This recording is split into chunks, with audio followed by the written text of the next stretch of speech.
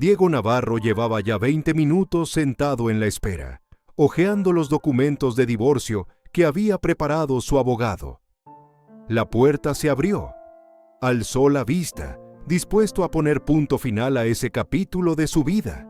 Y entonces entró ella, Sofía, su esposa, la mujer con la que se habían separado 8 meses atrás, tras una pelea que destruyó todo lo que habían construido. Pero no era la Sofía que él recordaba. Llevaba un vestido blanco con un cinturón dorado bajo el pecho. El cabello castaño le caía suelto sobre los hombros y una mano reposaba sobre su vientre. Un vientre grande, redondo, claramente de al menos 7 meses de embarazo. Diego sintió que la tierra se hundía bajo sus pies. Miró a su abogado, Rafael. Este estaba tan impactado como él. Luego volvió a mirar a Sofía. Ella se sentó tranquilamente frente a él, sin decir nada, solo esperando a que él mismo hiciera las cuentas. 8 meses de separación, 7 meses de embarazo. El niño solo podía ser suyo. Se conocieron hacía 5 años en una boda en Córdoba. Él era el padrino, ella la dama de honor. Diego tenía entonces 32 años, trabajaba como arquitecto en una prestigiosa firma de Barcelona y vivía en un amplio apartamento en el barrio de Sarriá-Sant Gervasi, comprado con sus ahorros. Sofía tenía 28, dirigía el departamento de comunicaciones en una fundación cultural y poseía esa belleza serena que hacía que la gente se volviera a mirarla. Por un error en la distribución de mesas, los sentaron juntos. Hablaron toda la noche, descubriendo una cantidad increíble de coincidencias. Libros favoritos, películas, el sueño de viajar algún día a Japón. Cuando la fiesta terminó a las 5 de la mañana, Diego supo que había encontrado algo que ni siquiera buscaba. El romance fue intenso y apasionado. Viajes improvisados a la costa, cenas en restaurantes secretos, conversaciones hasta el amanecer. 2 años después, se casaron en Granada, bajo un cielo de octubre, rodeados de familiares y amigos que los consideraban la pareja perfecta. Sofía llevaba el vestido de encaje de su abuela, y Diego lloró al verla caminar hacia él por el pasillo. Los primeros años de matrimonio fueron exactamente como los habían imaginado. Compraron un piso más grande en el Eixample, lo amueblaron juntos, eligiendo cada detalle con cariño. Viajaron a Japón en primavera, regresaron con maletas llenas de recuerdos y planes de futuro. Hablaban de hijos, de una casa con jardín, de envejecer juntos rodeados de nietos. Pero en el tercer año algo cambió, no de golpe, sino poco a poco. Silencios en lugar de conversaciones, noches en que Diego llegaba tarde y Sofía ya dormía, fines de semana que cada uno pasaba por separado. El principal punto de tensión fueron los hijos. Sofía siempre había querido ser madre y sentía que el tiempo se le escapaba. Diego no decía no, pero siempre encontraba una excusa para posponerlo. Un proyecto importante, la economía inestable, un ascenso inminente. Sofía sentía que remaba sola en la barca. Las discusiones se volvieron más frecuentes y amargas. El clímax llegó una tarde de marzo. Sofía preparó una cena especial. Velas, paella según la receta de su abuela, el mejor mantel. Quería contarle una noticia importante. Esa mañana había descubierto que estaba embarazada, de unas 4 semanas. Pero Diego llegó 2 horas tarde, oliendo a whisky, habiéndose olvidado de la cena. Cuando ella lo reprochó, él respondió irritado. La pelea fue terrible. Todas las ofensas acumuladas salieron a la luz. Sofía dijo que estaba cansada de ser la última prioridad, que se sentía como una compañera de piso. Diego dijo que estaba agotado por la presión constante, que necesitaba aire. Esa noche Sofía tomó una decisión. No le contó lo del embarazo. Al ver en sus ojos cansancio y distanciamiento, decidió que no merecía saberlo. Hizo la maleta y se fue a casa de su hermana Laura en Málaga. Al principio no contestaba las llamadas. Luego solo dijo que necesitaba tiempo. Diego no insistió demasiado. Tal vez también necesitaba una pausa, o tal vez el orgullo le impedía luchar por ella. Las semanas se convirtieron en meses. Un día llegó una carta del abogado solicitando iniciar el proceso de divorcio. Sofía pasó los primeros meses del embarazo en el pequeño piso de Laura en Málaga, intentando recomponer su vida. Al principio no le contó a nadie lo del bebé. Fue duro, náuseas, cansancio, hormonas que convertían cada emoción en tormenta. Cuando se lo contó a Laura, su hermana primero se indignó por la injusticia y luego prometió apoyo total. Sofía decidió no decírselo a Diego. Cada vez que quería marcar su número, recordaba sus palabras sobre espacio y pensaba, si no quería un hijo entonces, no merecía saberlo ahora. El verano en Málaga fue caluroso. Sofía encontró trabajo en una agencia de comunicaciones con horario flexible. Alquiló un pequeño apartamento en el centro histórico, con balcón a una plaza con naranjos. Ella misma montó la cuna, pintó la habitación de verde suave, compró ropa y juguetes.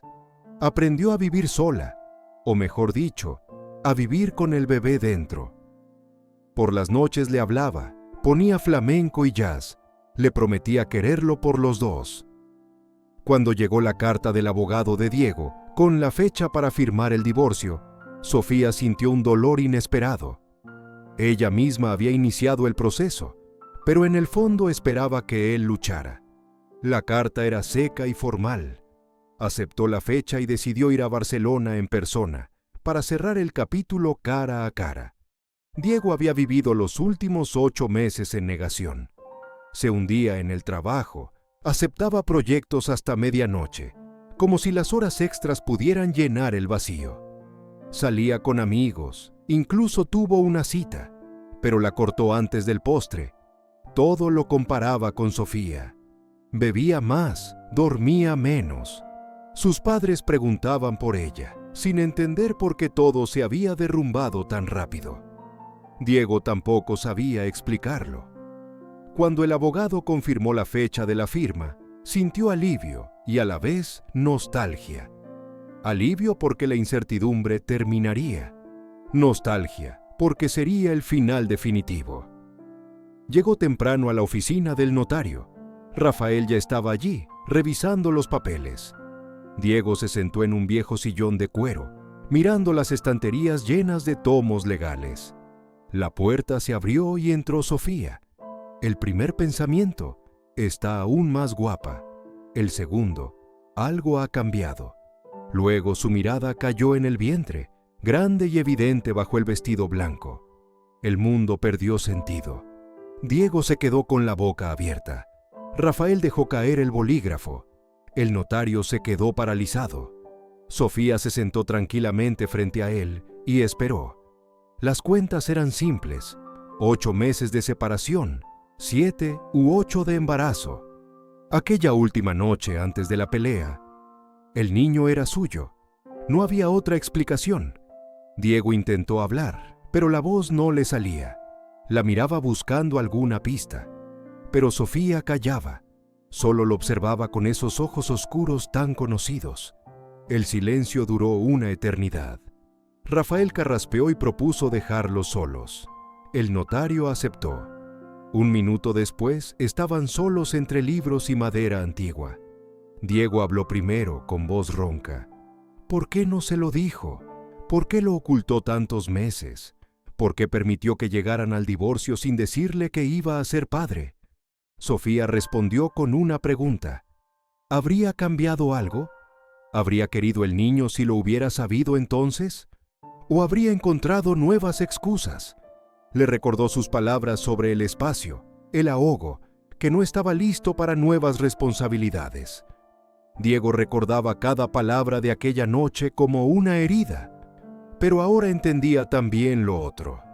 Cómo él mismo evitaba las conversaciones sobre hijos, cancelaba cenas por trabajo, la dejaba sola los fines de semana. Aquella pelea no fue el comienzo. Fue la explosión tras una larga acumulación. Se levantó, se acercó a la ventana mirando la calle sin ver nada. Admitió: había sido un idiota, siempre lo supo, pero le daba miedo reconocerlo. Temía no estar a la altura, no ser un buen padre. Era más fácil posponer que arriesgarse al fracaso. La perdió por su propia estupidez y no tenía derecho a pedir nada. Sofía escuchaba, con la mano sobre el vientre. El bebé se movía, como si sintiera el momento. Cuando Diego cayó, ella habló.